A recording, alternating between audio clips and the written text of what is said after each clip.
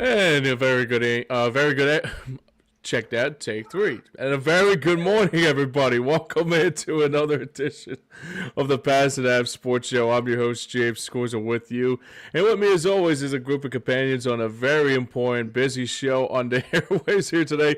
Joey Marks, how you doing, brother? Good to see you. Good morning, my friend. You got to get that cup of coffee, and you missed the scores. Well, I'll tell Yeah. you a long story short. It's been a long night. I've been up since 4 a.m. I'll tell you that another story for another The time. Phillies, the Phillies will do that to you. I tell you, But Well, I mean that in the Stanley Cup playoffs. I mean yeah, they've been batshit crazy. Part of my friends and join us today for the first time as a member of the Pattison Ave Sports Show is our good friend Scott Churchston joins us here today. Scott, how you doing, my friend? Good to see you. Doing okay, doing okay. Appreciate the time. Thank you. So as we like to call him, Hollywood, because he's always on the movie set. Yep, yeah, Hollywood Churchston. had a good little career for a while, but yeah. Yeah. We talked earlier before the start about how time flies, and you look at stuff like that, you're like, my God, I did that long ago. Well, Yeah, I we were mean, just talking about it, like how many, especially counting the days, like how especially like high school years or even yeah, like your long awaiting yeah, it's been like I said, like it's probably one of those things too is that we got a jam-packed show for you today. We got him obviously talking some New York sports, and then we're gonna try to worlds collide with each other, kind of like George Costanza of Seinfeld would call it.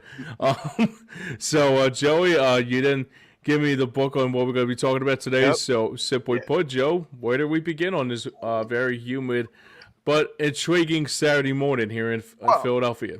I gotta say, the fact that you're using a Seinfeld reference, who was based in New York, while we're having New York Philly rivalry day, Yeah. yeah, it's appropriate. Anyhow, we're going to cover all four major sports as briskly as we can. We're going to talk New York Philly rivalry. Later on in June, you got the New York Mets coming into Citizens Bank Ballpark. And right now, the Mets and Phillies are neck and neck, pretty much. But we start with the Philadelphia Eagles New York Giants rivalry. New York Giants Philadelphia Eagles rivalry is the oldest rivalry in the NFC East, dating back to 1933 and having over 180 matchups and games against each other. As of late, the Eagles have had the Giants number, but I wanted to give Scott a couple questions on this rivalry itself. So, Scott, from a Giants perspective, what memory me and James kind of have a memory of what might stick out for us as a Eagles fan. But what memory sticks out to you as a Giants fan in this rivalry?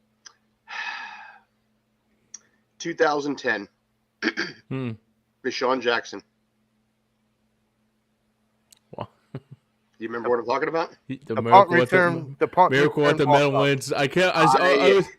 I mean, everybody says Miracle at the Meadowlands too, but I count a Miracle at the Meadowlands number 3. Here's the thing: Herm Edwards won. Joe Pisarcik was before my time.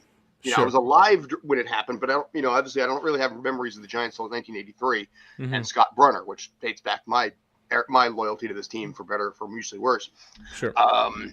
But for me, that punt return, and that's funny because I was actually on the road and I was listening to the radio broadcast. The Giants had the lead. They squandered the lead. If they won that game, they would have gone to the playoffs, and Bob Papa, who has been the longtime radio guy, for the Giants, for decades at this point, too, really well respected. Listening to how deflated he was on that punt return, knowing that, the punt went right to Jackson, should not have done that. Should have been kicked out of bounds, something, keep it away from him. Literally, he said, whatever you do, don't send it to Deshaun Jackson. Make sure he doesn't get it. Went right to him. Obviously, history is what history was.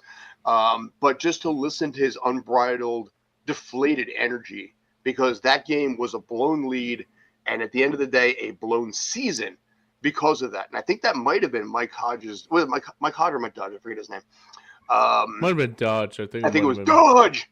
And I think that was like the last punt I think he ever had. Yeah. Yeah, I As remember Tom that. Coughlin Yeah. just tore into him on the sidelines, and rightfully so. Yeah. You know, I mean, the team did win the Super Bowl a couple years prior. They win a couple years later. Mhm. But it was one of those things that when you talk about the Giants-Eagles rivalry, that's the first thing that comes to my mind, because I was old enough to appreciate it. I was at a point in my life where it's like my brain wasn't, you know, it understood like the rivalry part of it and everything. And yeah, you want to talk about that? That's the biggest one that comes to my mind. You know, Yeah. the Giants have lose energy, so. So James, I'm gonna spring the same question on you. As an Eagles fan, what's the first thing that comes to mind when I say Eagles Giants rivalry? Ooh. Hmm. Like kryptonite, like what's our Like just what stands out, what memory like first comes to your mind with that rivalry? I mean, for me, it has to do with a couple years ago when the Giants came in with all this hype and then got smoked in the playoffs by the Eagles. You Oh, know, okay. No so, Giants fan thought they were going to win that game. We just wanted to at least have not a blowout. You Yeah. lose by 7, you lose by 10, fine. We're like, okay, we can live with that one. But no, that was no. Well, Anyway, we sorry, go heard ahead. leading into that, we heard all this thing about Danny Dimes and what he did to us during the We regular didn't believe in season. that. And I'm just like, okay, we're worried about Daniel Jones, who is basically a backup quarterback posing as a starting quarterback. Yeah. I'm like, that's the indictment, is that I felt like the Giants had always overvalued Daniel Jones. And Yeah. that was Dave the Gettleman. demise. Dave Gettleman did. Yes. You know, Yeah. let's call it where. Let's point blame where it belongs here. By the way, Yeah. not the current administration. Yeah. But my point is that I believe is what led to the downfall later between the Saquon Barkley thing. You don't have money because you put the money in a guy that, you know, basically is pulling his best Jay Cutler impersonation. So, you know, that's my perspective. So, but James, I'll go back to you. Sure. What's the thing that stands out to you? What memory do you have of the Giants Eagles rivalry? Well, I mean, I will be reminisced of the 61-yarder that Jake Elliott made in the Super Bowl. Oh, that's a good one. You know, I mean, because like you think about it, that was the beginning of the Eagles' Super Bowl tenure as a champion. Obviously, I mean, the game was good to watch, though. Not gonna lie to you. I mean, it was like up and down. I mean, I remember where I was. I was back at home. I did too.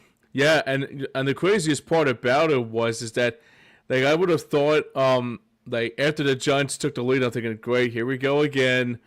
Eagles. I mean, it kind of felt like 2006 with the Plaxico Burgers touchdown and opening on the home opener. And I'm thinking, like, great, the Giants are going to come in here and smoke. I mean, it's going to.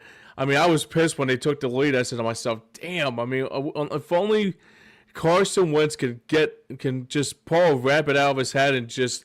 I mean, he did, but then, I mean, I didn't ever expected a 61-yarder to win the game. To be fair, that kick also cost Carson some money too. Yeah, he was like, I bet my next game check. Yeah,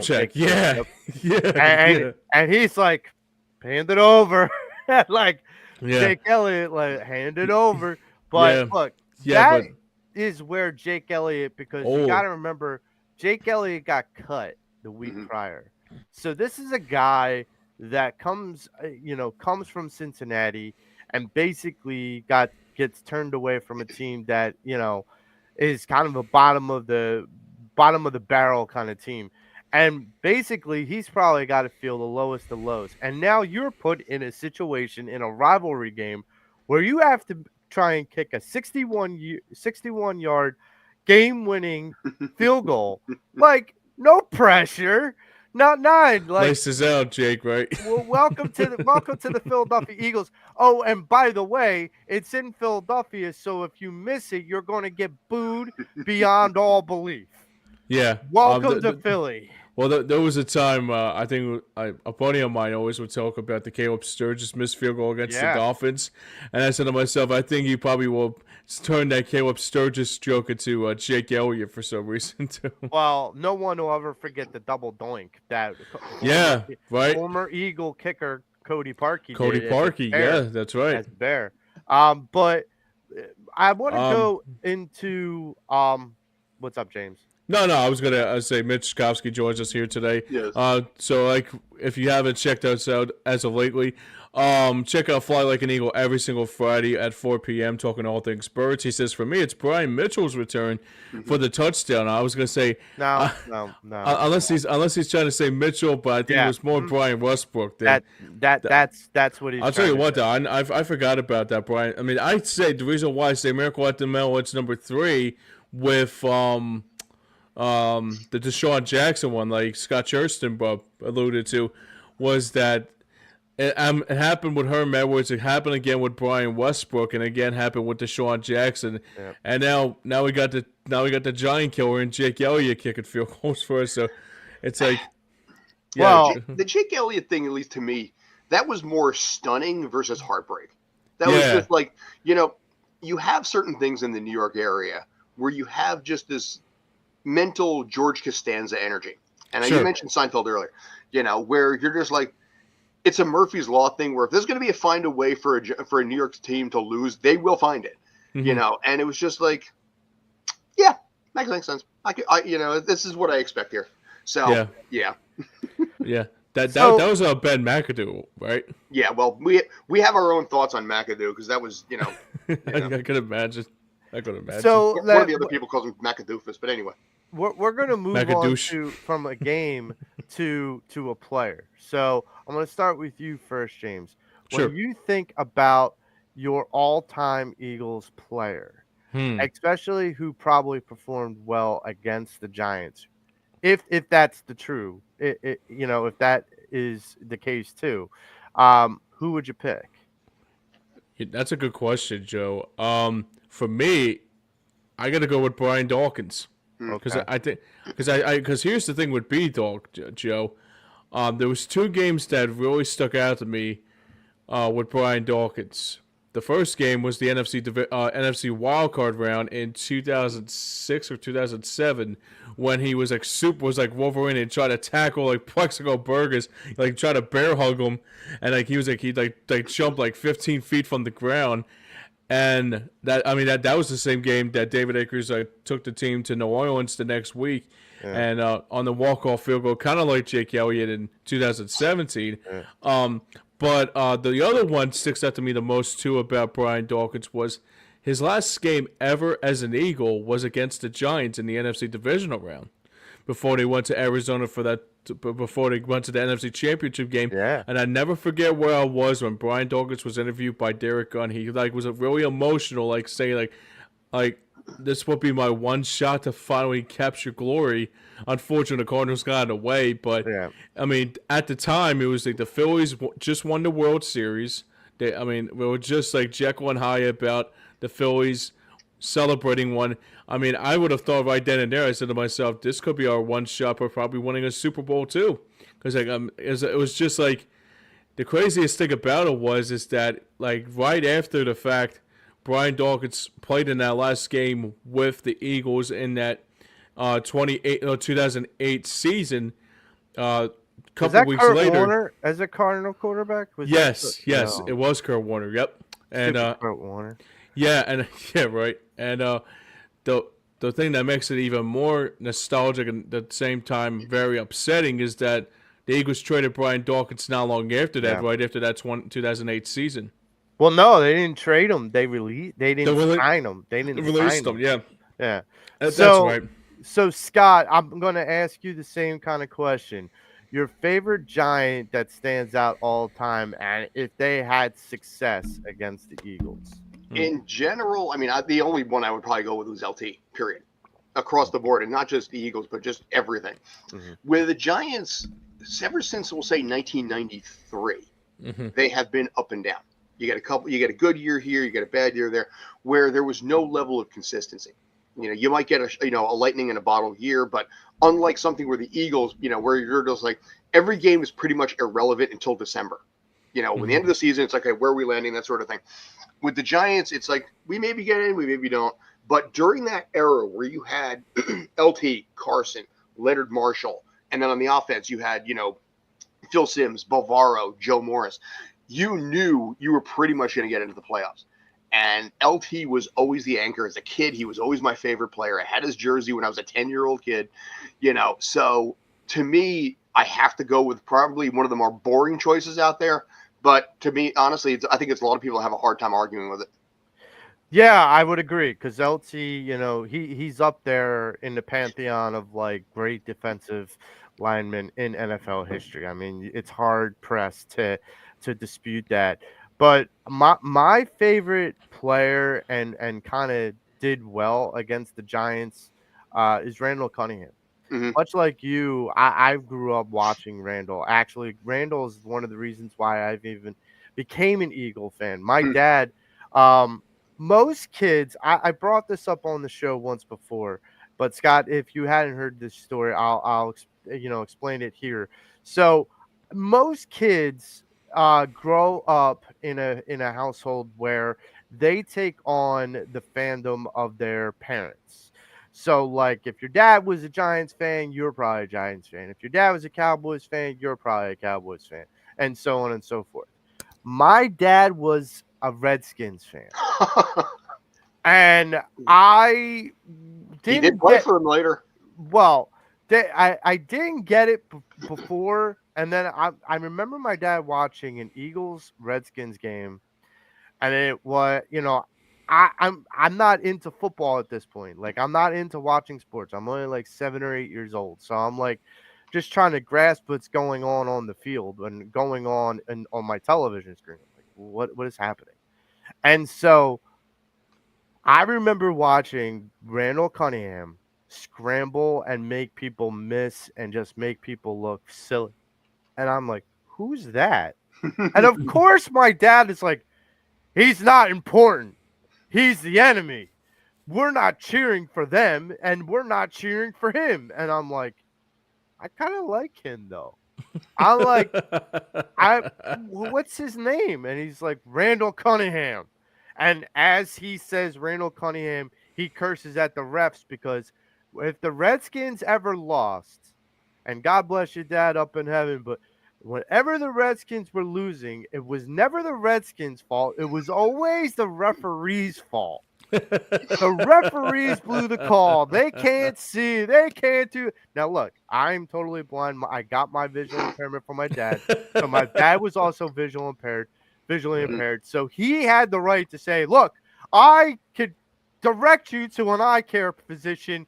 You need to get your eyes checked, ref.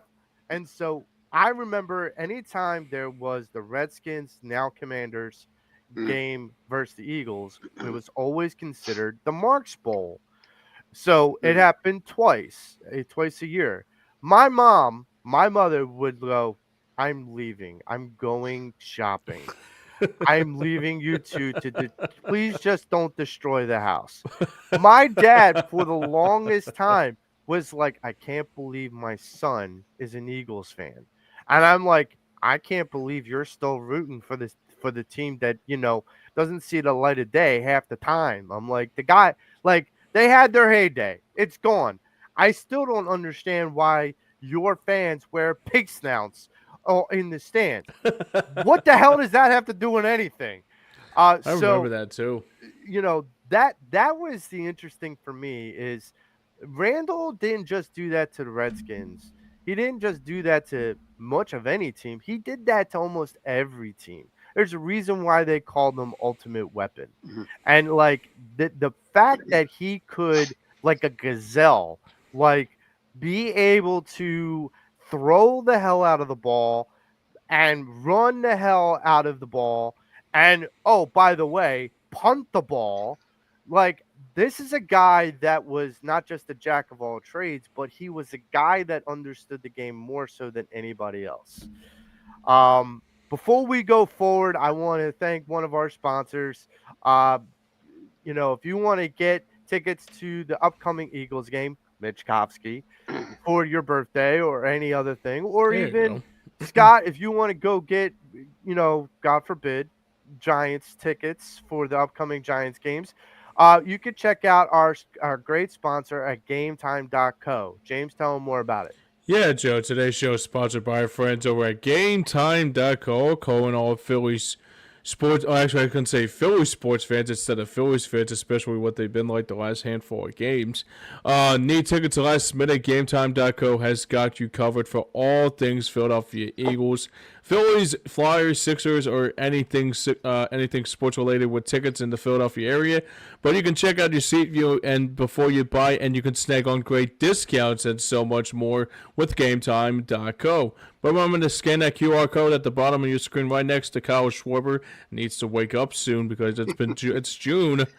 But otherwise, anywho, visit GameTime.co today. That's GameTime.co today, and let's go Phils.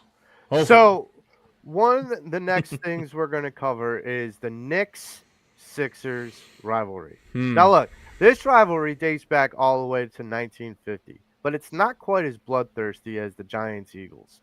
So, first thing I'm going to do is I'm going to start with inverse. Scott, who was your favorite player to watch as a Knicks fan, and what did you like about them? It's funny. As I'm a Jersey kid, by the way, I want to point that out. So we did have the Nets, which, by the way, towards their end, you can buy tickets when they were still in Jersey for 1 penny on StubHub. Just want to point that out before they moved to Brooklyn.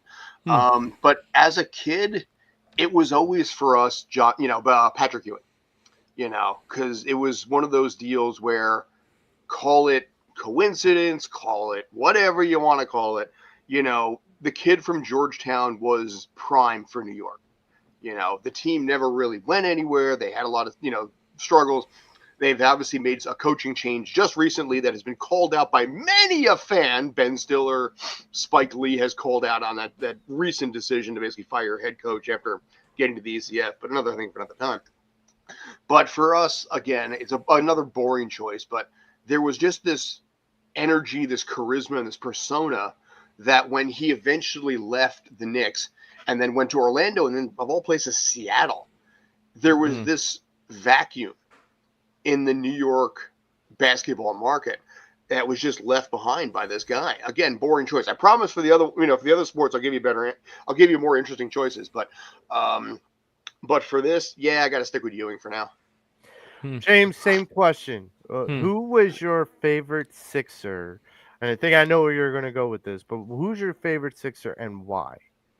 Oh, it's obvious, Joe. Allen Iverson, AI. You gotta go with the answer. I mean, Yep. And by the way, speaking of Allen Iverson, happy 24th anniversary yesterday for the Sixers winning Game 1 against the Los Angeles Lakers, where he stepped over to Ron Luce. So that's another good bonus thing too. And but no, all joking aside though, but the one thing I liked about Iverson's game was that it was something like, kind of like, in a way, it's like Randall. It was kind of like how he was, and kind of like what Jalen Hurts is nowadays in that day and age for the Eagles is that, like, he was just like one guy that would just want to be. I think the one thing that sticks out to me most with Iverson is that, like, how he was like down, like how he was like all over the court, like he, like, even one time as a rookie crossing over Michael Jordan, and I said to myself, because I remember it was a long time ago. Like, there was an old high school, when I was still in grade school, I asked, like, somebody said, dude, look up Allen Iverson's highlights, and he sees Michael Jordan, he sees Iverson crossing over Michael Jordan, he was like, whoa, I didn't see that happen, I never expected that to happen. I was like, yeah, dude, I mean, the question is that he was on another, I mean, he was just a great player. I mean, overall, I think he was in my lifetime, I never saw Dr. J, I never saw Wilt, obviously, but Iverson to me was the reason why I became a real good Sixers fan as a fan of the Sixers. I mean, nowadays, we probably have to find that next AI in the draft, but overall, more importantly than anything like that, I mean, it was just, in the early 2000s, if you were a Sixers fan, you were definitely an Allen Iverson fan for sure. Yeah, for me, I'm going to go with an unpopular choice. I'm going to go with Charles Barkley. There you go. Because Charles, in my mind, was, as much as he became more popular with the Phoenix Suns, and he unfortunately departed Philadelphia too early, in my mind. Hmm. And I was young with Charles, so I only remember Charles as much as a Sixer. I mean, I remember his last year as a Sixer, but I don't remember it. I remember him more as a Sun. But I just remember the intensity and the grit that he brought to playing the sport. Like, you knew that Charles was going to, number one, give it 110%, but he also wasn't like chiseled. Like, this is a guy that, didn't look like, he looked like an everyman posing as a basketball player, Hmm. which kind of like made me feel like, wow, anybody can do that. And you thought you saw later on, you saw like guys like Jordan and Magic and guys that were more chiseled, that were more, took care of their bodies more, and you're like, whoa, like there's another level. But Barkley always just gave me that feeling like he's an everyman. And, Hmm. and like I kind of like that because it was very relatable. Um, Scott, I'm going to ask you this next question. So, why do you suppose the next Sixers rivalry hasn't taken off as much as the other New York Philadelphia rivalries? I think disappointment. Hmm. This is one of those things. Professional sports. I want to use college for example. One of the first gigs I ever had, probably the first gig I ever had, was between two terrible Division III college football teams out in Pennsylvania. Hmm. It was, I think, boy, I can't even remember who it was, but Jason Garrett's brother was head coach of one of the teams. And these two teams were terrible, and they were just really bottom of the barrel, not going anywhere. But it was the biggest, like the third longest rivalry in like college basketball history Hmm. or college football history. And the energy and the vibe was there because of that. With the NFL, or basically with professional sports, that rivalry isn't there if the teams aren't doing well. Mm. And you have struggles with both teams there where there's a degree of irrelevance when the end of the season comes around, that there's nothing riding on it. And I think with professional sports, NFL maybe notwithstanding, where there's nothing to it because there's nothing to play for. I think if there was something like an Eastern Conference Finals or something where the stakes were there, you can call it the Turnpike Tournament or whatever you want to call it. You have something riding on it. But both teams, their fan bases are just embroiled in misery, year in and year out, that it kind of takes some of the punch out of it because there's nothing riding on it until there's always next season. So this next question I'm going to pose to you first, Scott, but then James, I'm going to come to you. Hmm. So Madison Square Garden Hmm. has been known as the Mecca of sports.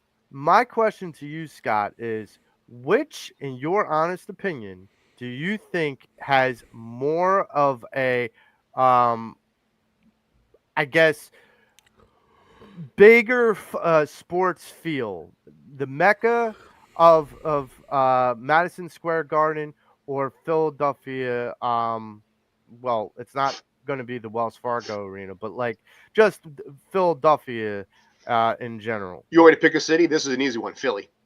Hmm. And this is the reason I'm going to say this, because everyone goes to New York because of the vibrancy of New York. New York, and being, like I said, being in Jersey, we grow up as the, lower class stepbrother of New York, where if New York City was, and we'll call it MSG in the process too, where it's like that high school jock that's on the honor roll, we're the goth kid that's into art, and for Philly is that one dude who's basically just that angry dude who's got something to prove. So while we're the angry dude with, goth type, you're that angry dude who just basically just beats the crap out of someone. I mean, dude, Rocky Balboa is like prime Philly because that's the personality and the with New York City. Part of the reason why I'm also saying this is because Madison Square Garden, Yankee Stadium, even Citi Field too, in a lot of ways, They have such a corporate sponsor aspect of it where people will fly in all over the world. They'll go to JFK, they'll go to LaGuardia, even Newark Airport, and it's used to schmooze people, who are paying $5,000 a ticket. So you can get some kind of rich multi-billion-dollar deal with some company over in Asia or the Middle East or something like that. And as a result, it has much of a corporate feel. Yankee Stadium is a great example of that. I worry with NYCFC, with the new stadium. I'm hearing rumors that they're going to be going down that same road again, where they're going to be having the big corporate seats and then just the plebe seats for any regular 99%er. But Philly kind of has this. By the way, am I allowed to flip a bird here? Yeah, go ahead.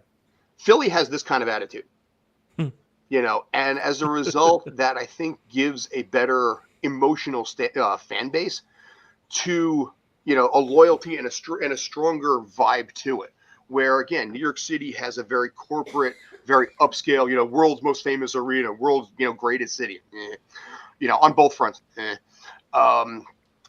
It rides on that mental prestige. Philly's like, we got something to prove here, and we got the loyalty for it, and screw y'all. So, yeah, there's my soapbox. James, the same question to you. Now, look, I Sure. know your loyalty stands in Philly, but give me your reasoning why you think Philly is better than Madison Square Garden as the mecca of sports. Well, it's funny. I think the other thing that, I mean, Scott's right on point about all that stuff too, because like we take no shit from anybody who comes into the. I mean, the thing that I like about it too, that the reason why I became a diehard Philly sports fan is because the experience of watching a game. Obviously, I wasn't around long enough to see the vet days, but going back in history and watching like fans talk about like the vet was like a staple to the Philadelphia sports scene, kind of like the Spectrum was for the Flyers and the Sixers, and even like concerts and even like JFK before Wells Fargo Center was even in existence too. And then Citizens Bank Park, we always know that the Phillies. I mean, you know what's crazy about this too, Joe? I just thought about this yesterday when I was watching something.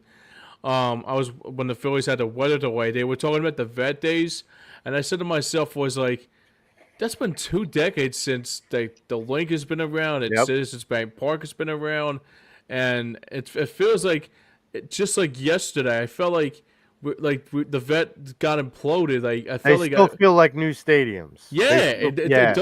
they do, don't they? Yeah. I mean, it's crazy, and you think about it too. I mean, but the thing about that makes Philadelphia so unique is that, yeah, sure, we respect you, even though I mean, like when the Eagles are losing, like how fans get really rowdy and all that too. But I mean, it's like a brotherhood. That's why they call it the city of brotherly love for a reason. And I think the other thing that I take out of it is that, like, once the team has that level of success, and also, yes, sure, they hate your rivals as much as they like. It's kind of like the day and age of politics, like one side or the other. But all joking aside, though, the one thing is for sure, though, I remember there was a lot of times when I was at the link and I would talk about, I mean, especially the Eagles, and talk some birds with some people, and also talk some trash to like other people, and included there was this one guy, Pete, that I knew very well from my section at the link, and we would just talk birds. I mean, we would just talk about the birds and talk about life and all that, and he was such a great guy. And I mean, when you win, I mean, even when we won that first Super Bowl, it made me think of those like people that were at the vet. That my dad was a season ticket holder for like 20 years from 1989 to 2009, and when we won that first Super Bowl, the first thing I thought was those people from the vet and those link days, like that never saw a championship in their lifetime, but finally we brought it home for those Eagles fans. Like even Merrill said, this one was especially for you, no question about it. Yeah. For me, so I used to work a couple of years ago as a bar promoter up in Manhattan, and I would commute from Philly to Manhattan over the weekend. So I'd work full time here, or in the schools, and going to school myself, and then I would go up to New York for a weekend, and I would do 3 bar promotions at 3 different bars. Hmm. And I remember getting the Megabus, all those times, and the Megabus stop to go back to Philly was in Mm. front of MSG. And I never been in MSG. I've been in front of the building, but I never been in the building. And I'm like, wait a minute, this is MSG. Like, wait a minute, it's in the middle of damn Times Square. Like, it's in the middle of the damn everything. Like, doesn't make any sense. Like, where the hell do people park? And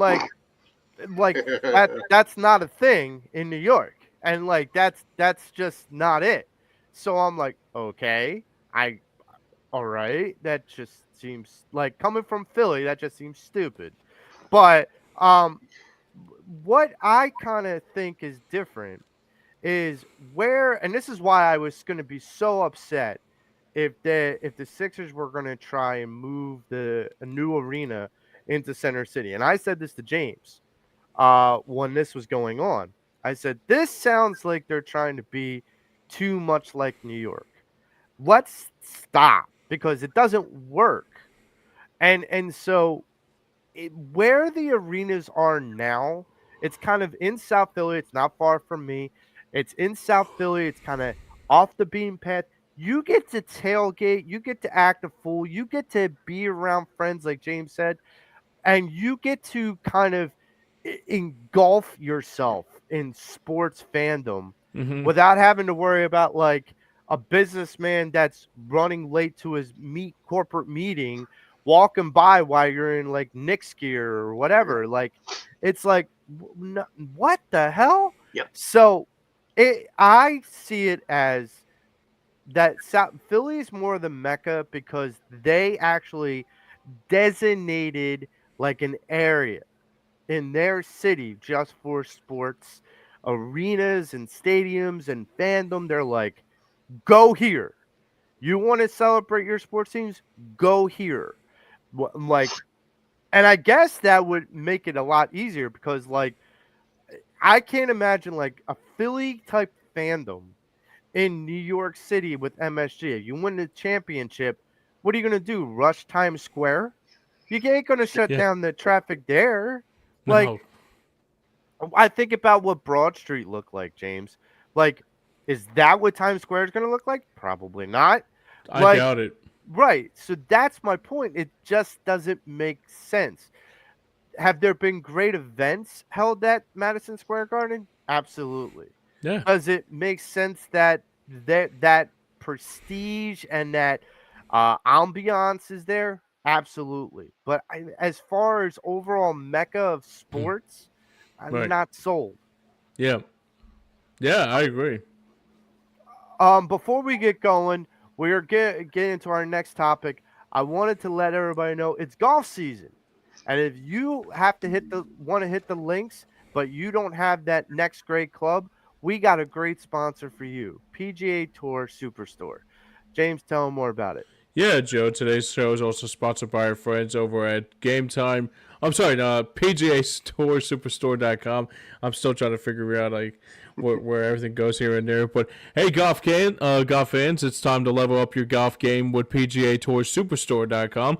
Don't miss out on exclusive opportunities to get your hands on the premium golf equipment, including heads, golf clubs, golf tees, and so much more at PGA Tour Superstore.com. But remember to scan that QR code at the bottom of your screen, and also get ready for golf season in style today, and tee off in style today, or visit them online at PGA Tour Superstore.com. That's at PGA Tour Superstore.com today. By the way, as a reminder, in 2026, the PGA Tour will be coming back to Philly Nice. at Aronimink, and it's going to be interesting. It's going to be real fun. So get your equipment today. Hit the links. Practice. Get your golf game up with PGA Tour Superstore. We are going to jump from hitting golf balls to hitting hockey pucks. There we go. We're gonna go diving into the New York Rangers Philadelphia Flyers rivalry. Ooh. Now I'm gonna start this off because I used to have season tickets to the Flyers back in the day. not their most proudest season. It was like one of the worst seasons they ever had. So it's one of the reasons why I got kind of banned from Wells Fargo for the longest time. Well, I'll tell you a long story short. You have my permission. If the Flyers Oh, come back to relevancy again, yeah. I'll give you good discounts on that too. So one of the things that I remember from that season, despite the losing, Yeah. was it. Going into a men's room at the Wells Fargo Center and seeing two Rangers guys at the urinal and the Flyers fan in between, sandwiched in between. I'm like, this just doesn't seem like it's going to work out well, because the Rangers fans are talking to each other. They're all jawing. There was a brawl that broke out in the bathroom, like as I was leaving. Like some dude Jesus. threw Zip like up first, right? You know. some dude threw like a toilet paper roll at someone's head, or I'm like, what the hell? And I walk over to my wife, and my wife at the time, and again, I'll give a shout out to my wife, happy anniversary, but you are never going to a hockey game with me again. Because that woman can be the sweetest, innocent, most gentle, loving person in the world, but she's got the biggest potty mouth when it comes down to watching hockey. Like, she's called goalies things that I haven't even thought of yet. And so, like, that's a problem. When you're at the top of the stadium and you're where like all the riffraff are at the top of the stadium, and you and your wife makes them blush, that's when you know there's something wrong. And so my thing is, I come out of the men's room and my wife turns to me and goes, I'm like looking back, like with my eyes wide open and like shock. I'm like, okay, I think I just dodged a fight. And she's like, what? I was like, they're fighting in the men's room. And she's like, no. I'm like, yeah, they're fighting in the men's room. I'm Oh like, God. and then you hear like a glass break, and I'm like, okay, we gotta go. We never gotta mind, go. but- We gotta go. Literally Like, put them in the bathroom, like the So- Bronx so still saying. that slogan. was my personal experience with the Rangers Flyers rivalry. But Yeah. I will start with you, Scott. What's your biggest takeaway with the Rangers Flyers rivalry? All right. First of all, I got to change the rules here. The Rangers are a 7-letter obscenity in this house. Asshole is a 7-letter word, so is Rangers. Not coincidence. I am a 40-year Devil fan, so I have great memories of like 2 years ago when they beat the Rangers Game 7, and just we're literally chanting the Rangers goal sound from the parking lot in Jersey, to mock the team after they knocked the Rangers out, because the Rangers were everybody's team. ESPN, who is a sister, who basically does broadcast the Rangers radio, were peeing themselves all over about how amazing the Rangers were. So again, that little brother mentality, being able to do a punch in the face to the Rangers, was something we treasure. So with your permission, I'll switch the rules a little bit here. Mm-hmm. To Devils Rangers, and I'm sorry, Devils Flyers in this case. Yeah. You're not going to like it, but I will go back to 2000. Oh. Yep. Devils were down 3-1. Oh man. Interim head coach Larry Robinson, who had just taken over for Robbie Ftorek at that point, who got fired at the end of the season, threw a much surprising shit fit, flipped over a table and got the team's attention. And they came back to win the series 4-3. And also, they also basically pretty much destroyed Eric Lindros's career on a hit that was illegal. Granted, probably illegal now, but at the time was a legal hit. You don't skate with your head down. And Scott Stevens, who, by the way, was my favorite player, namesake Scott and Scott, was the one that basically a lot of Philly fans to this day still probably have a lot of choice words about, some of which I probably already said. So for me personally, from a Devils Flyers perspective, 2000. James, same question. And I'll keep it with the Devils, because here's the thing: the Devils are just as hated, if not more hated, in this town than the Rangers. For what They I are. said, No question. Like, you brought up a name, and I'm sure in about a minute we're going to get rattled off a lot of things about Scott Stevens from James. Yeah. So Three James, Stanley Cups, man. You got listen. 3 Stanley Cups. You get it. I'm gonna Yeah. give you the floor, James. What's the first thing that comes to mind when you think about the Devils Flyers rivalry? Man, there's so many of them with that Devils team. I mean, you think about Scott Stevens, Ken Danico, Marty Brodeur. At a time, there was like Jamie Langenbrunner and Patrick Elias. There's a lot of Brian Rafalski here and there, too. Even at a time, Ilya Kovalchuk was a pain in our ass in that 2010 year or two. But I actually was going to talk about that 2010 Flyers Rangers shootout, and which I was actually there. But the problem was that same week, I think I ruptured my metatarsal bone in that same week, and around April of I did, and the other thing. Were you in the men's room getting a fight on? You? Was that you?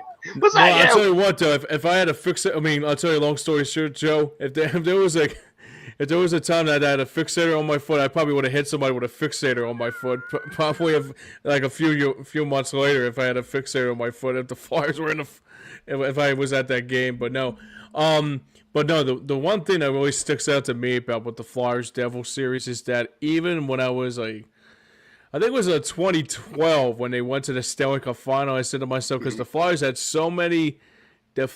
all that players that they had, that like they got the Yagers, they had the Talbots, they had Chemo on the power play, Voracek, Simmons, everybody about that. And I'm thinking, like, this team can't be stopped. And then, I mean, I would have thought after that Penguins series and then the Flyers chain, you can't beat us. I'm thinking, like, yeah, this is going to be our one chance to win a Stanley Cup. Unfortunately, it never did happen.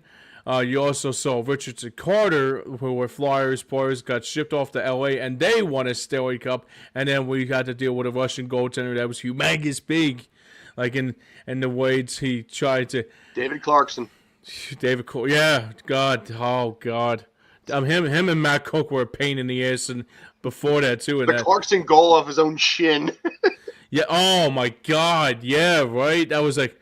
I said that was a dagger in the heart of Philly Nation. I'm sorry. It was. You're right. It was, and I think it was. I mean, like I said, I was only 5 years. I was like only maybe like 5 years old when Scott Stevens leveled down Eric Lindros. So I'm talking like 25 years ago.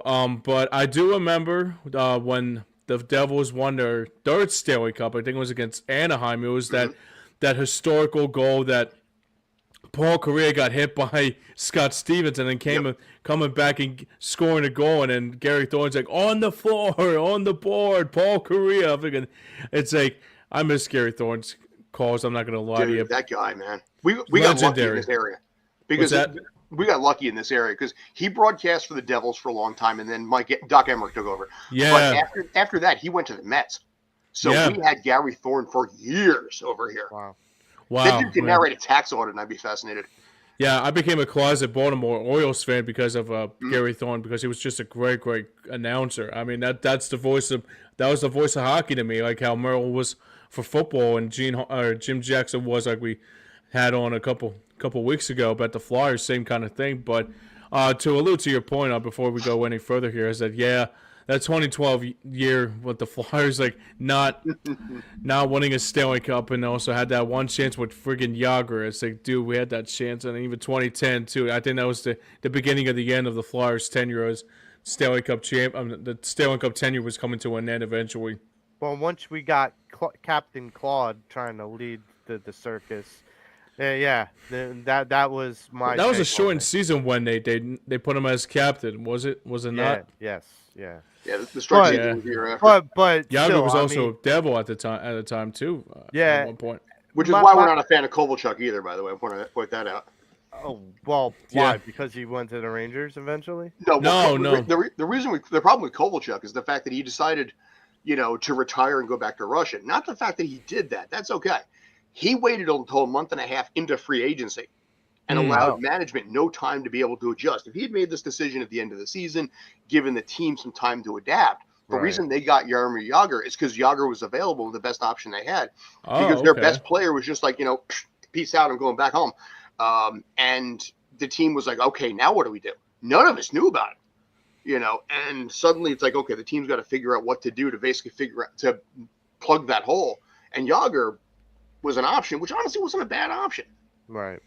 Yeah. Well, my thing with the Devils. So when I had those faithful season tickets, I got to experience what in the Philly Wells Fargo Center, what happens when the Devils come to town, Yep. especially with Marty Brodeur. More than any other goalie, and my wife, like I said, had the potty mouth with goalies, both ours and the opposing teams. So when the chant, for those who don't know, when the chant starts, Marty, Marty, I'm like, okay, we're not getting in his head quite Mhm. enough. So my wife decides to add a vision of it. She's like, asshole, There we go. asshole. And I'm thinking, what? Like, my wife is changing the chant from the 300 level. I'm like, what? When the hell is this going on? And so, like, I think even like Marty Brodeur looked up and not at my wife, but just looked up and like, wait a minute, they changed the chant. Like, what just happened? Like, he acknowledged, for once, he acknowledged that something was going different. Hmm. And so I'm like, do we okay. okay. Now I semi-pro hockey. I played for the Ed Snyder Youth Hockey League when I Nice. was 17 or 18. And I had the privilege of playing with guys that eventually played in the NHL. I was not a scorer. I was more of the guy similar to Scott Stevens. That was his job. My job was to take the other person's head off that will potentially score. Hmm. So my coach basically said this, and this was after the hit by Stevens to Lindros. But my coach basically said, if you see a player put his head down and he has the puck, you have permission to run through him. Mhm. Mm-hmm. And I go, okay, but what if he? No. There is no what if he. This is a game of you take out. Your job is to take him out. Mhm. So there was a one game where we were playing this team from Providence, Rhode Island, that was coming down, and I remember this one guy, and he was like 6'3". Now I'm only 5'9", Mhm. and at the time I was like 180 pounds soaking wet. This guy's 6'4" and pushing 230, and he's like an 18-year-old kid, and I'm sitting there going, he tucked his head down, he had the puck, he was along the boards, he was in my eye line, and my coach is saying, hit him. And I'm like, I'm like, I hit him, and I literally bounced off him like a pebble.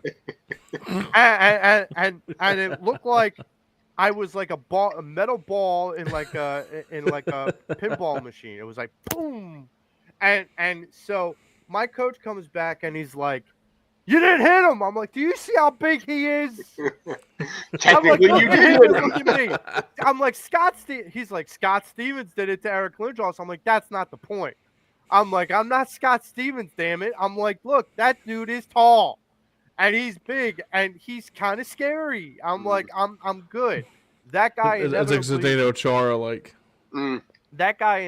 went on to go play for the Colorado Avalanche. Oh, Nice. So wow. so he was a fourth line center for the Colorado, and eventually then only played for like a year or two, and then went down and Still. played more of a minor league career. Hmm. But I'm like, I still keep in touch with that coach, and I'm basically like, look, man, he still brings up like, you didn't hit that guy. I'm like, look, man, like he was tall, he was big, and I'm like, damn it, he actually went to the damn pros. So guess what? Get off my ass. If But you hit him harder, maybe he wouldn't have gone pro.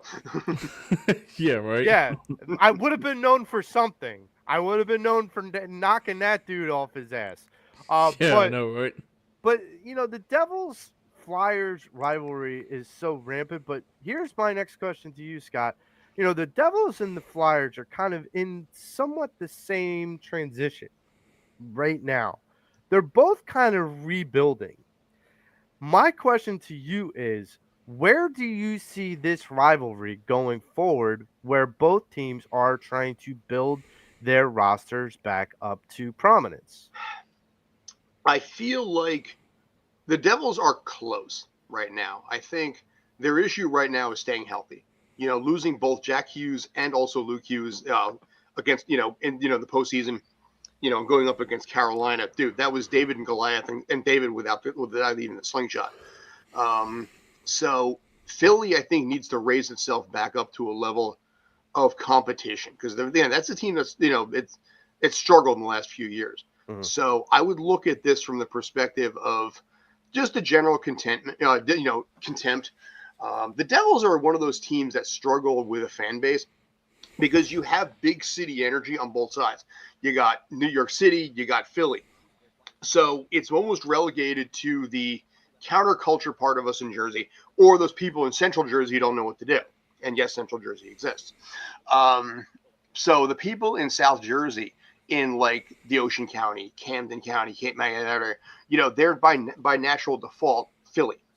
I think what needs to happen to generate this rivalry a little bit more is generate the interstate rivalry part of it too, where the competition that exists between. I mean, one of the things here in Jersey is that we have the interstate contempt for each other. So you got a Devils fan here in Jersey, you got a Ranger fan here in Jersey. You know what? You hate each other. It's just how it rolls. That fandom, I think, is going to be in large part responsible for a lot of this, and a lot of that, I think, has to come from Jersey itself. And heighten up that energy and heighten that that fire that they got. So you get the diehard Broad Street bully type, up against the Devils here, and I think that's what needs to bring it back. The Flyers are not a team, I think, right now that has the ability to really compete. The Devs will be at least competing for a playoff next year. Forget whether or not Quinn Hughes shows up or not. Let's leave that out of the equation. The team is in good shape pretty much overall, and they think they've figured a lot of it out. So as long as they can stay healthy. So if you want the rivalry to get better, I think you got to start it with the fans first, and you got to rebuild the contempt between Philly fandom and Devil fandom. James, same question. These two teams are, we brought Jim Jackson on. We talked to him, and Jim has optimism in the sense that the Flyers, with 7 picks in the first 2 rounds coming up, and some money that Briere has freed up for this team, and offshore prospects. There's a lot of things, a lot of moving pieces that are going on for the Flyers, but the same could be true for the Devils. My question to you is the same thing. Like, with these 2 young, possibly up-and-coming teams, where do you see this rivalry going in the next 10 years? I mean, it's gonna have to happen with the draft, like you alluded to, Joe. How they're gonna look in the first 2 rounds of this year's draft. So that's gonna be the most important thing. I mean, the thing that sticks out to me the most is that even though that these 2 teams are, I mean, the Devils are moving in a positive direction. I think they're going to be even more. They're going to make another jump into the game next year, hopefully, for Scott's sake. But for the Flyers, too, is that it's going to take a while for them to get back to that relevancy again, because you think about the Flyers, what they had back in that early 2010s, with the majority of the team that they had from that 2010 team, like even we alluded to in that 2012 team, and even sometimes here and there. But the thing that's going to be the most important key is that you have to win in that draft. You have to find a way to become more. You have to start from the ground up to try to get back to that rivalry like you do. I mean, the Penguins and Flyers rivalry was a big talk of the town. Same thing with Rangers and the Flyers, and also Devils Flyers, and maybe even more Islanders Flyers, depending on what the Islanders do with that first overall pick, which, by the way, I find it's still surprising that they have the first overall pick in this year's draft, but never trust draft lotteries. That's the most important key. We know that from the NBA. Yeah, exactly right.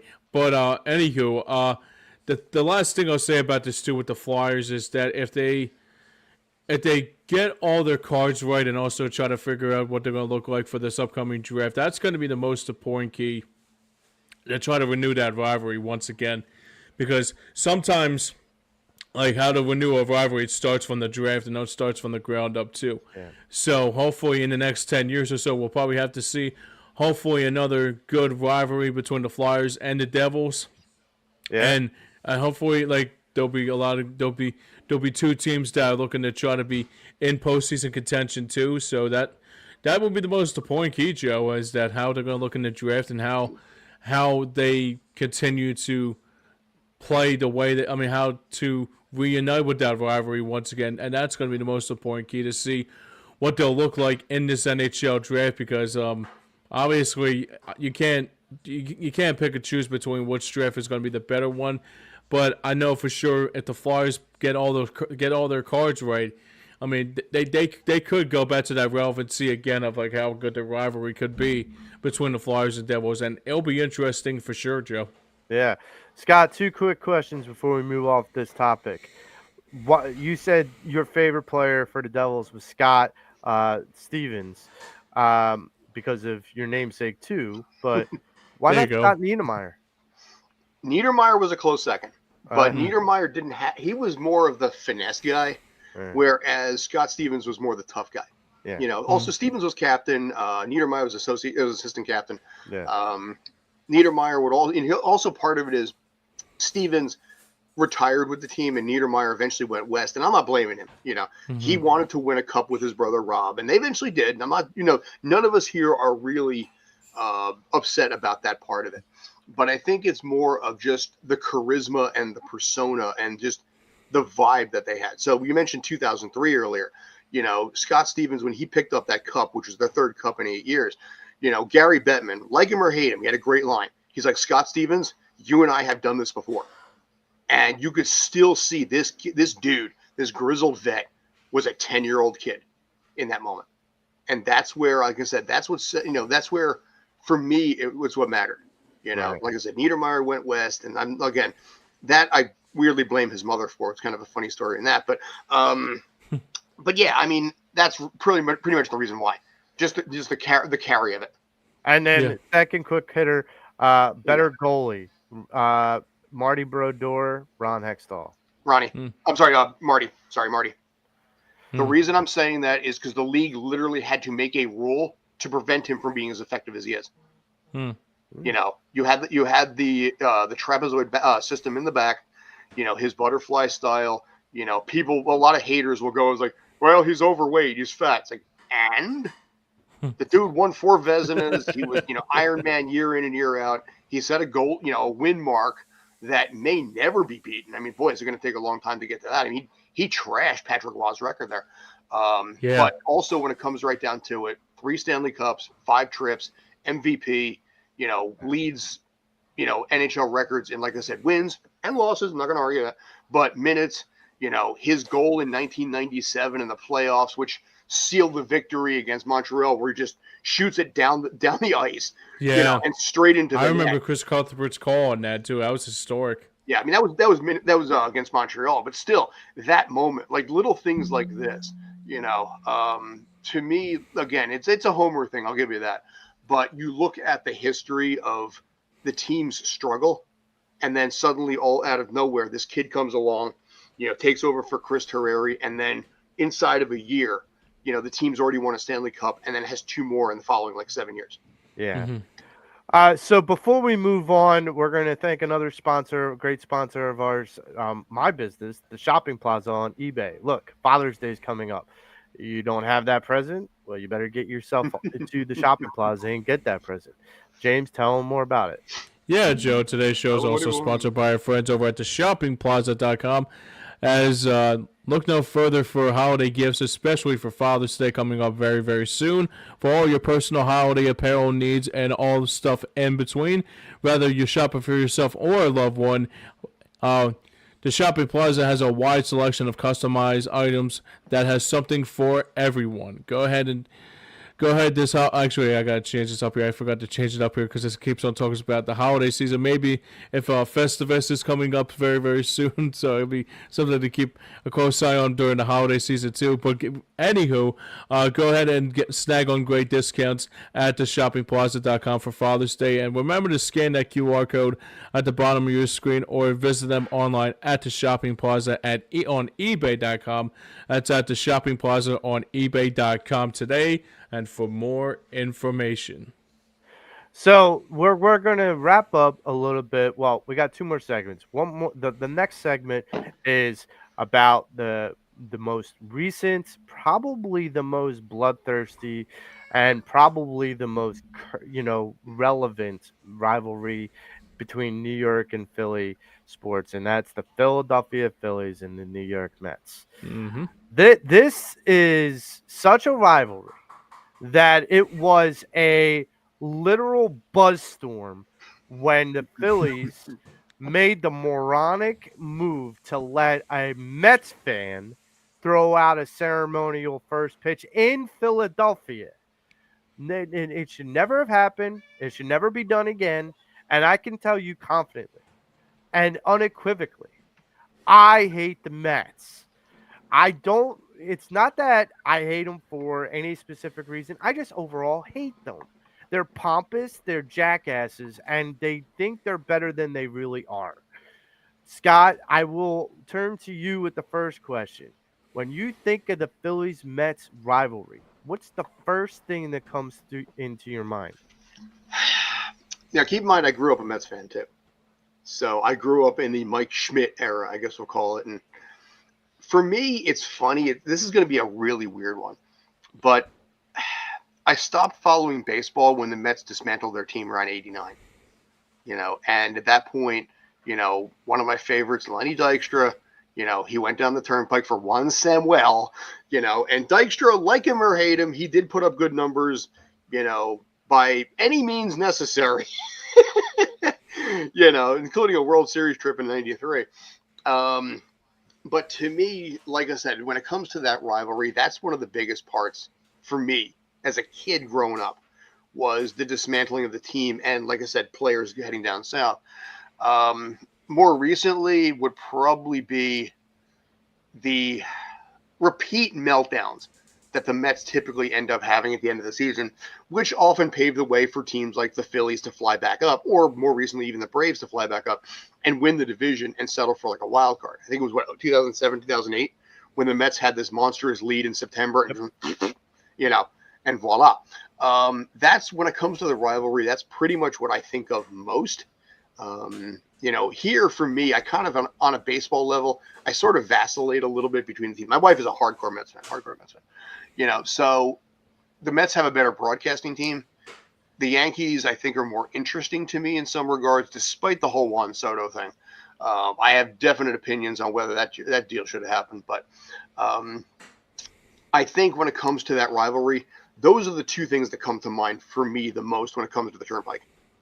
So I'm going to have you dive a little deeper into this Juan Soto. What is your opinion on the Juan Soto? Because should have made it. This made headlines everywhere, and this is a guy that basically played The Bachelor for all 30 teams in Major League Baseball and said, "Please, give me the rose. Please give me the rose." And really, all it was just a bidding war when it was all said and done. So, from a Mets perspective, right now, like, what's your takeaway with the Juan Soto deal? I think he will get better. I think he's a 26-year-old kid under the weight of pretty much the biggest contract in baseball history. He's, I think, emotionally struggling a little bit because he doesn't have someone like an Aaron Judge to mentally protect him. Last year he didn't have to be the guy. Now he's the guy, and he's the guy in pretty much I think it's hard to argue, one of the biggest media markets in the country. I mean, New York City is a bigger media market than Philly is. And he's feeling that pressure of that contract. He's feeling the pressure of the alienation by Yankee fandom. And I think he's saying certain things right now that are showing his youth and inexperience that's causing the problems both on the field and off. We all mutually, all of us hate Bill Belichick, but he had a great line. He said, "Never be the person that puts your teammates in a position to have to answer questions about you." Yep. And after he came back to Yankee Stadium and he dealt with all of that stuff, he threw shade, and the Yankees took the high road. And I think the Yankees, from a Yankee perspective, it was the right move not to re-sign him. And you see what they did. They were smart with that money. They got Max Fried. They got Cody Bellinger, who's having a rebound lefty in the lineup, made a fantastic catch the other night. Where you took that money that was allocated to one dude and you spread it out smartly. Where the Mets were just like, here, back up, here's a bag of money, and they gave it to this kid who's now under contract for 15 years. And this is a whole thing I can go into on baseball, where you have all of these front-loaded contracts, or these contracts where players are past their prime. Shohei is the permanent DH now. He's not. I don't think he's ever taken the field again, but to try and preserve that part of the contract. But then you also have deals like, we'll say Bryce Harper, or Rafael Devers, or all of these guys who eventually are going to have a problem. Mike Trout, Mookie Betts. You have all of these contracts that after a while are going to become a financial albatross, when they're past their prime, and you have to move on to the next Juan Soto, because in 5 years, 10 years from down the line, you're going to have to get that next guy when Juan Soto's in his 30s and he's injury prone, and you're still paying him $56 million a year. You got to find the next Juan Soto at that point while you're still paying this one. This is the problem that I had with this deal right from the beginning. And I got chastised a lot for that, both Yankee Nation and Met Nation for it, because of the fact that it's one of those things that the bubble will eventually burst in baseball. And I'm not sure how that's going to play out. But for right now, no, you take that money and you be smart with it. But on the other hand, a deal like this is Steve Cohen being very Steve Cohen. And I think Steinbrenner might have done the same thing if the situation was different. But my question is what are you sacrificing in other ways to make that happen? And I guarantee there are cutbacks somewhere that's probably affecting some schmuck somewhere who's just making like $30 an hour, $25 an hour, who now may not even have health benefits because of a deal like that. When the Yankees signed Mike Mussina back in 2001 for a 6-year, $82 million deal, George Steinbrenner cut dental insurance for the employees to make that happen. So that's the question that I always ask, because, think of the children, think, like I said, that's the thing. And then the ticket prices will go up and the cost of all this kind of stuff goes up, and if you have a player who right now is batting, 235 or whatever he's doing right now and not pulling his weight, the fans in New York, much like the fans in Philly, have no patience for something like that. Mm-hmm. And it be a very ugly contract very quickly if he doesn't pick the shit up.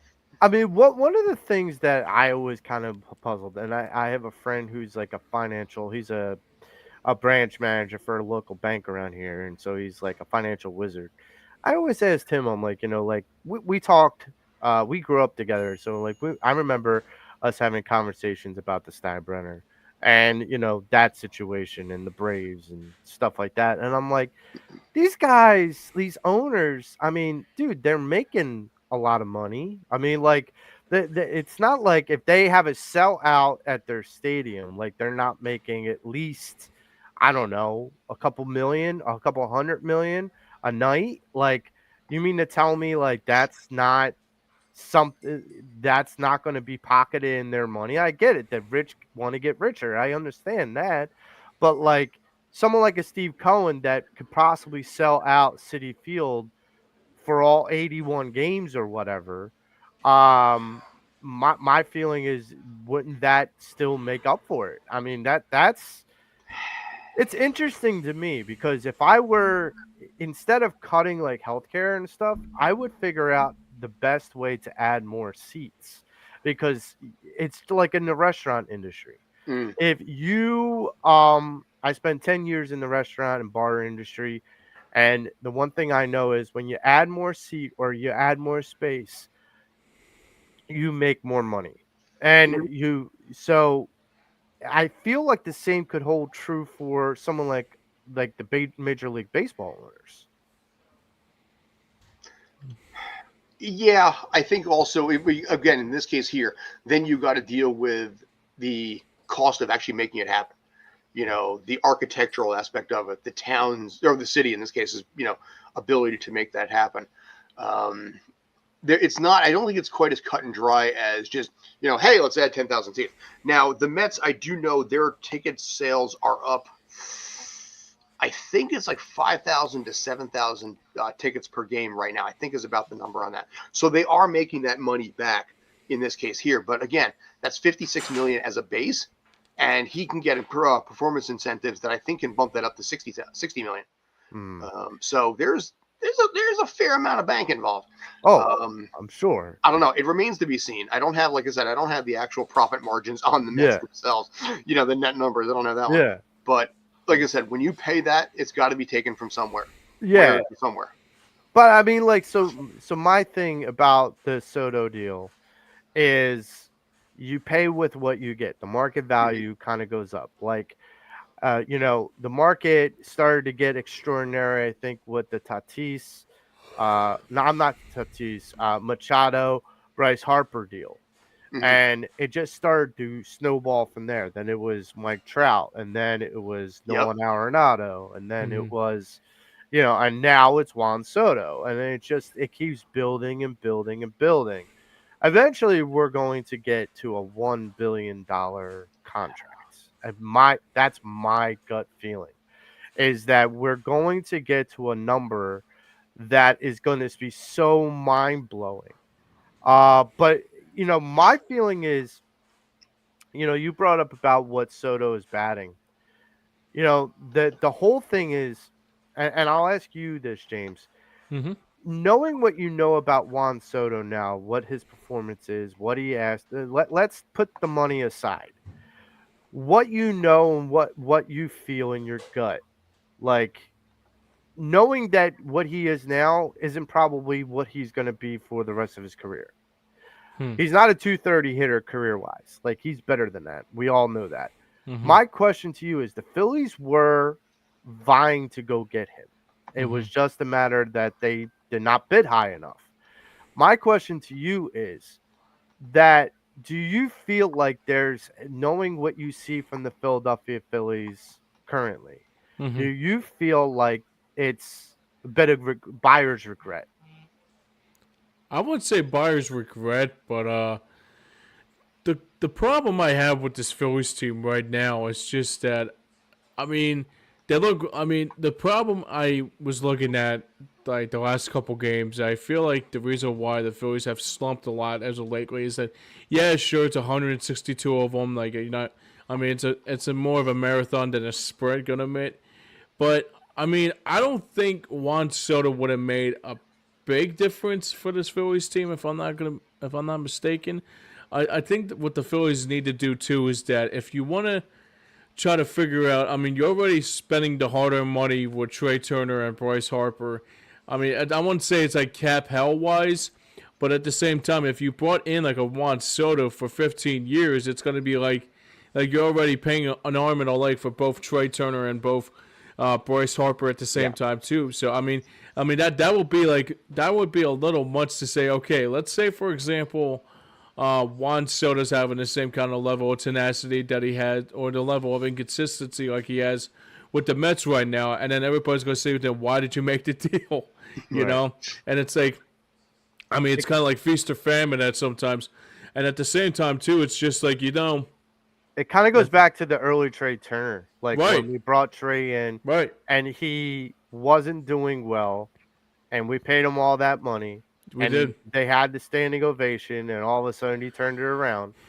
And, like that kind of leads me into the final segment of this, and, the difference between the New York and the Philly fan bases. Scott, I will ask you, out of New York and Philly fan bases, which fan base is more loyal in your mind? Philly. Again, because New York has the prestige, and I'm going to, again, Jersey dude, got to put that caveat out there.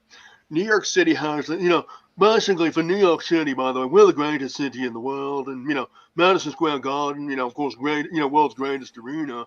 So basically Yankee Stadium, the most famous, baseball, stadium in the world, little Thurston Howell there just for fun. Yes. But in this case here, that mental prestige and the borderline arrogance gives a different vibe where it doesn't have the, I love it when New York City fans are like, it's us against the world. It's like, no, it's not. Dude, you go over to like Europe or Asia or places like that, you don't see people walking around with a Philadelphia Phillies hat. You see a Yankee hat. Yeah. Because it's the team that's known. It's known more for its legacy part of it. And I think the Rangers have that. The Yankees have that. The Knicks have that, where you have these teams that are famous for being famous. And whereas, the fan base in Philly has a little bit more of that battle going on because it is to some degree in the shadow of New York City, where it is, you're playing in the same divisions pretty much as New York is. I mean, the Eagles, Giants. I mean, listen, we know the Giants and the Jets suck. We know that. I mean, the Giants and Jets combined last year had less wins than the Eagles did. We know that. Try not to kick us when we're down here. We're suffering on that one too. Remember, they're based in Jersey, so we have give us some Jersey sympathy here. Yeah. But there is a prestige factor that I think hurts the fandom a little bit, where it doesn't have the us against the world mentality. It's we're that popular kid. That was on the honor roll, or, the mean girl, the plastics type of mentality. Whereas Philly and for us in Jersey, we have this attitude where it is a little more us against everyone else, that little brother mentality. So, yeah, I will go with Philly on this as the more hardcore dedicated fan base, to the point that, I mean, yes, you have the jail cell, and yes, you boot Santa, and you're never going to get over that one. I'm sorry, you can't. Oh, God. That's stuck in your legacy decades later. But it's also indicative. You had to bring up the jail at the vet, didn't you? But you know what? Let me say this, though. No, you're right. No, you're right. I'm about to compliment you guys here. But you have a lot of well-established, famous people that are fans of Philly Nation. I mean, in this case here, I'm going to use It's Always Sunny in Philadelphia. Rob McElhenney is a massive, massive Eagles fan. And there was an episode of Always Sunny where they literally cut to him when the Eagles won the Super Bowl a few years back, not last year, but previously. Yeah. And they just cut to just his reaction. Yeah. And that's the kind of stuff where, the Yankees, okay, or, New York City has like Spike Lee and things like that. But for Philly, you look at stuff like that and be like, dude, I can get behind this because this is an average schmuck, who's got a TV show, basically, developed his fame and his credibility as he went. But it's like, this is like our guy. You can tell he is one of us. And Yankee Nation and even Met Nation, I don't think really has that the way same degree that Philly does. Like, that's a good way to put it. So there's two stories. So number one, when I was doing one of the bar promotions in New York, there was a woman that came in and she had her a hat on, and it was a Yankees hat. I'm like, oh, nice Yankees hat. And because it was like a different style than the typical one. And I'm like, oh, nice Yankees hat. And she's like, what? And I'm like, your hat, the Yankees hat. And she's like, oh, yeah, it's my boyfriend's. Like, she didn't even know who or what was on the hat. And I'm like, okay, you live in New York, lady. Like, you should know that symbol. Like, it should be branded on you. So that's my number one story because it just shocked me. Like, yeah, I love that Henrik Lundqvist guy. Yeah, it's like, when you look at like a person that walks around, a woman or a man that walks around, or even a kid. Like, my daughter has a Philadelphia Phillies hat, and I will go like, before my daughter knew a lot of words, and my daughter's only 4. She's still learning how to read. Before she knows how to read, she knew by symbols, like logos, which was which Philadelphia team. If I showed her the Flyers symbol, she's like, that's the Flyers. Mm-hmm. I showed her the Eagles symbol, that's the Eagles. I'm like, okay. So, like, that's the difference, is like, you are ingrained in it to have the knowledge before you even learn how to read in Philadelphia. Mm-hmm. In New York, it should be branded in their head, but it isn't. It's true. And it's like that's the part of it where it kind of shocks me a little. I think New York also has more distractions. We Yeah. have, there's Broadway and Times Square and things like Yeah. that. Right. People. It's funny. People in New York City, and I was in New York a couple days ago, and people in New York City can spend literally 5 to 10 years and never leave that city. Yeah. Philly doesn't really do that as much. Yeah. So with New York, there's more distractions going on, so the loyalty isn't as strong. So the second story is Sorry. before I lost my sight. Hmm. I actually, with the former network we were a part of, EOP, Edge of Philly Sports, we went to, thanks to Philly Sports Trips. Philly I think it Sports was. Trips Yep. and Vince. Great, by the way, shout out to Philly Sports Trips. Vince is a great dude. But we went to the Yankee Stadium and the Phillies and the Yankees. Now this is 2021, 2020, something like that. So it's not quite when the Phillies were ready to go. They were still a work in progress. But walked into that stadium and just expected, okay, we're entering this rivalry, kind of, and like enemy territory. I'm like, watch your back. Like, let's keep it simple, keep it kosher, folks. Literally, there was all the men that walked up to me that were Yankees fans were really cordial and really like, yeah, you guys got it over us. Like, we got the championships, but you got like really the awesome teams, like the awesome fan base and awesome players. He's like, yeah, we have Jeter. We have a couple of these guys. Like, we have those guys. We understand. But we respect you guys. Mm-hmm. And like, there wasn't that bloodthirstiness like I explained earlier with the Rangers. So I was like, okay. I'm like, me and this guy were talking for at least an hour during the game about Jeter and Schmidt. Mm-hmm. Like, I was saying, now could you imagine if Jeter and Schmidt lived and played in the same era, what that infield would look like? He's like, oh my God. He's like, dude, that is ridiculous. But yeah, I mean, there's a bit of that fandom. There's an indifference in the fandom, I should say. James, my next question goes to you.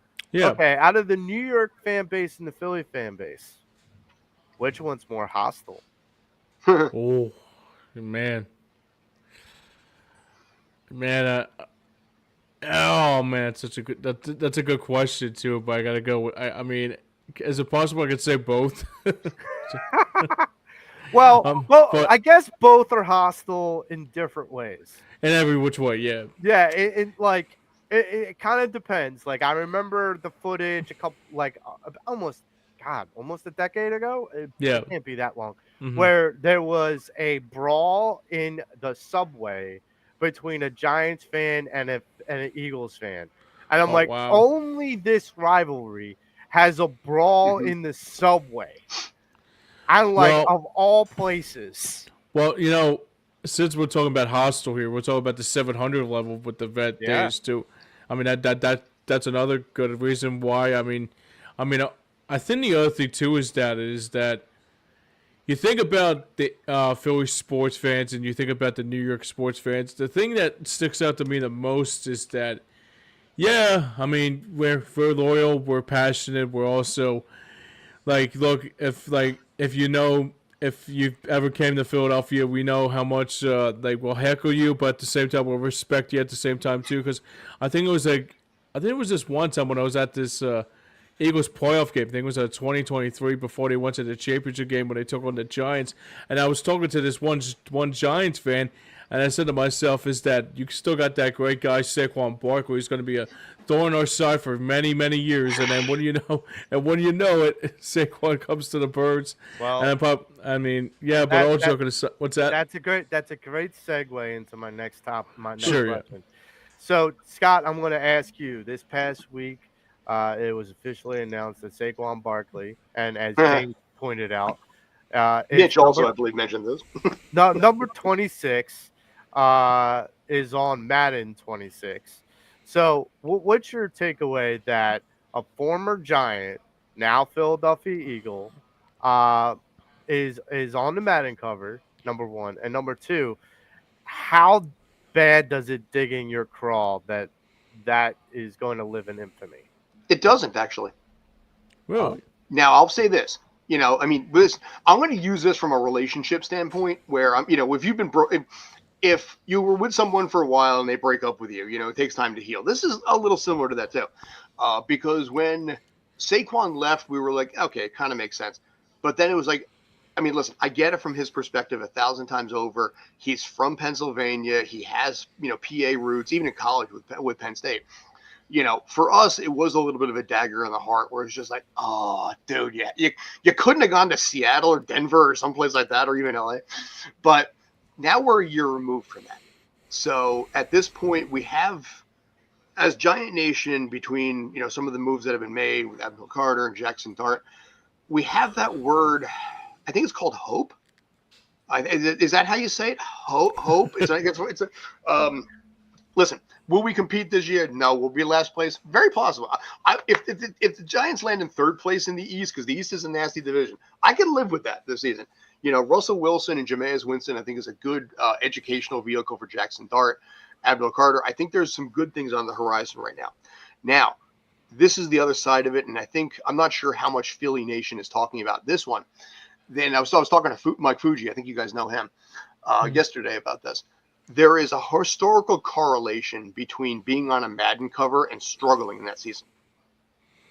Yeah, Madden curse. And also with the amount of work that he put in last year at 400 some odd carries, you have to wonder for a guy who's injury prone, is this going to be a problem? Now, I'll say this: if he goes down like Aaron Rodgers does with the Jets, 4 plays in, tears an ACL, and let's just say, not that you guys want to have it, but let's just say he is done for his career. That dude is iced in Philly legend. Yeah. For the 1 year. Even if basically he never plays another down, that dude is legend in Philly. Well, here's the thing. So we brought it up yesterday on Fly Like an Eagle with Mitch Kofsky about the Madden curse. And I pointed out that the Madden curse isn't really as prevalent as it once was. It was a real thing back in the day. Well, because Madden games aren't what they used to be. Yeah, well, that's true too. That's the truth. So I got my own beef with EA Sports, but that's different. Patrick Mahomes, when he was on the Madden cover, he ended up winning a Super Bowl. Like Tom Brady did well after being on the Madden cover too. Lamar Jackson won an MVP after being on the cover. Like, there is a part of this that the coin can flip both ways. And look, my perspective is this. I've heard all the stats. I've heard all the conjecture about, running backs after they run for that many times, they tend not to be very productive the year after. I'm like, yeah, that's true. But you're also taking that from the basis of a 16-game season or fewer. You're not looking at this from a 17-game season, and soon will be an 18-game season. This kind of goes back to when, like, seasons, and I don't remember when MLB extended it to 162, but like as they extended it and basketball extended their season, this is why like these records go down, because you're giving these really good athletes more opportunities to do it. Saquon had one really, really good game that really propelled him to get to that Terrell Davis record. But you take that one good game away, he's not even sniffing it. And like that's the difference. It's like you're giving these guys more chances to be able to go out and break these records. I promise you that some of these records that have existed for 30, 40, 50, 60 years will go down quicker with the expansion of the schedule.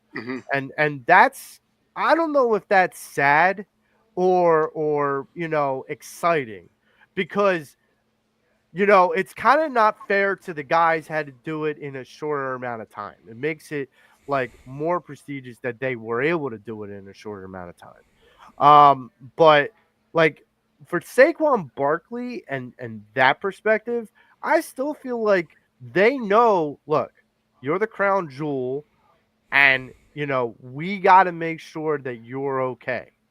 Um, that's why I feel like they brought in like an AJ Dillon. Mhm. That's why I feel like they have a Will Shipley and they, gravitated to him more than Gainwell last year. There's a reason why Jalen Hurts, as much as people want to just shoot him down, with his running ability, he takes things off of Saquon's plate.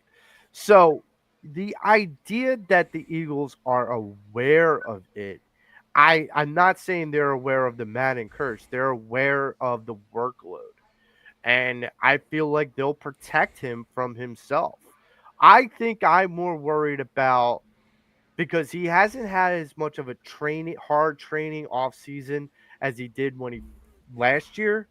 So I worry about whether he'll be tuned up and ready to go come week one.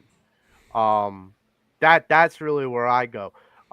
Before we go, considering we're talking about the Giants and the Eagles, me and James more so than me. Yeah, James, you said you have the Eagles at what, 13, 14 wins? 13, 14 wins. Yeah. Okay, and I have them at a comfortable 12. So Scott, my question to you, and I know that the Giants are quote unquote in a rebuild, which is hard for me because I don't know what you guys are going to do in the quarterback room because that room is very crowded and not with all like yes you got Dart, but like aside from him, you got a very crowded room. There's Where do three. I mean, you you can make it work. where Tommy DeVito's out, but anyway. where do you see your Giants and record wise and how successful do you think they could be this coming season? I can see 6 to 7 wins. Hmm. Now, as a team, I mean, through football gods being what they are, and I don't know why this happened, but the Giants literally have the toughest schedule of the entire league this year. Not the Mhm. Eagles, not the Chiefs, not, San Fran or any of these other teams. The Giants have the hardest schedule this year because, sure, why not? So I think Russell Wilson has something to prove at this point here after the last few seasons that he's had. Mhm. He, I think, is built in a lot of ways for New York City. There's not a lot of expectation that he's going to do a lot. Well, I think his wife is more built for New York City. Valid, yes. Yeah, she wanted. It's funny, actually, 3 years ago, before the Giants made the decision to extend Daniel Jones's contract, I wanted them to let Jones go and pick up Russell Wilson because I figured that was a good, segue over, and I think there was some potentiality there in a lot of ways. And then the Giants beat Minnesota, and they're like, okay, the Minnesota playoff win before the Eagles doomed the Giants for a few years there. But I think between those two, I think 6 to 7 is possible. I think Jackson Dart will become the quarterback of the future if he stays healthy and does what he's supposed to do. I think he has great tutelage here. I mean, Russell Wilson is a surefire Hall of Famer. Jameis Winston is a solid backup there. I think those guys can teach this kid pretty well. He went towards the end of the first round of the draft, so there's a little bit of protection as far as expectation goes. Daniel Jones went 6th, and he was not built for 6. Jackson Dart can be built for 28. So between that, their schedule is brutal up front. They got to play 6 games against the NFC East, which I think is the hardest 3 teams, as far as the, division goes, aside from maybe the AFC West. But if they get 7 wins, I could live with it. I think if they get 3rd place, I can definitely live with it. And I think the best way to make that happen is probably beat the Cowboys. I think the Cowboys have the potential of being last place in the division this year. Yeah, I agree, and I'm that's with you where on we that. can agree with that. The interesting thing is, I was talking to a friend of mine, and I said, in the next draft class of quarterbacks, there's going to be a very familiar name, and it's going to be a familiar name to the Giants, and it's going to be a familiar name to the Colts. It's going to be another Manning, Yes. and this one is going to be Archie Manning Jr. Mhm. And so my question to you is this. If Dart doesn't show enough this year, or show enough this year, do the Giants roll the dice on bringing in another Manning in blue? I mean, here's the funny thing. Let's just say that Dart doesn't pan out, and they decide to go in that direction next season. Not just them, but also don't forget Indianapolis. Yeah. there's a possibility there too, because again, there's Manning ties there. Even Denver to a degree. I don't know. I mean, in my head, I would kind of lean towards don't do it, because if Jackson Dart, I'm really kind of hoping this kid pulls it off. Also, his name is just badass, Jackson Dart, Jackson with an X too, just freaking awesome. But because of the fact that Daniel Jones came to the Giants because of Eli Manning, because Daniel Jones had a relationship with the Mannings, he had ties to them. So the opportunity to get Dwayne Haskins, who was my pick for quarterback that year, was ignored because of the fact that Dwayne Haskins, because the Mannings wanted Daniel Jones. So I worry about that influence a little bit, whether Eli will push for little Manning, Arch Manning, to go to the Giants in this case here. I think the Giants are pretty much okay with Jackson Dart. I'm not gonna knocking on wood down there that'll happen. Well, the other part, we brought up Indianapolis, we brought up New York, we brought up Denver. One of the other things, and I was saying this to my buddy, I'm like, what about New Orleans? Mm-hmm. Archie, his grandfather played for New Orleans, so you would have another Archie. That's a team that actually would need a quarterback too. Yeah, so it would be very interesting that I'm a history major by trade, and so there's the old adage, "A history repeats itself," and my professor profusely corrected me and said, "No, history does not repeat itself. History is cyclical. It comes back around. It doesn't repeat exactly the way it once did, but it will always come back around." So, it'll be interesting if that happens. I'm really curious. But because I feel like next year's quarterback draft class will be a bit better than this year's.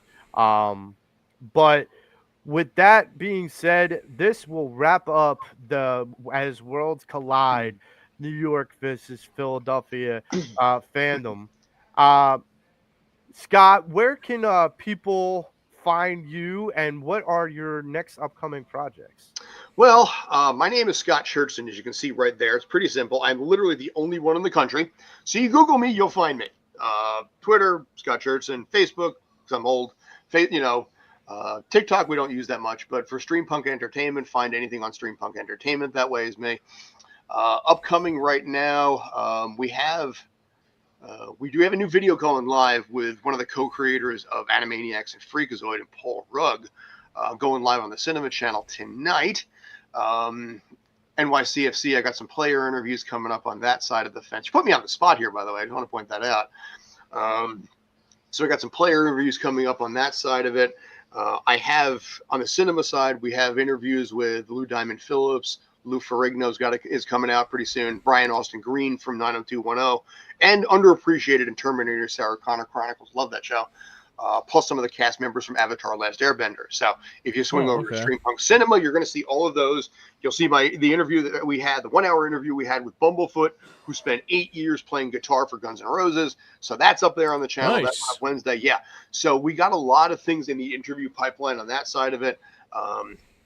Obviously you guys are great contributors on the PA side, so I'm grateful for you on that. Working on some other stuff on the PA side as well, with some other people, on top of it.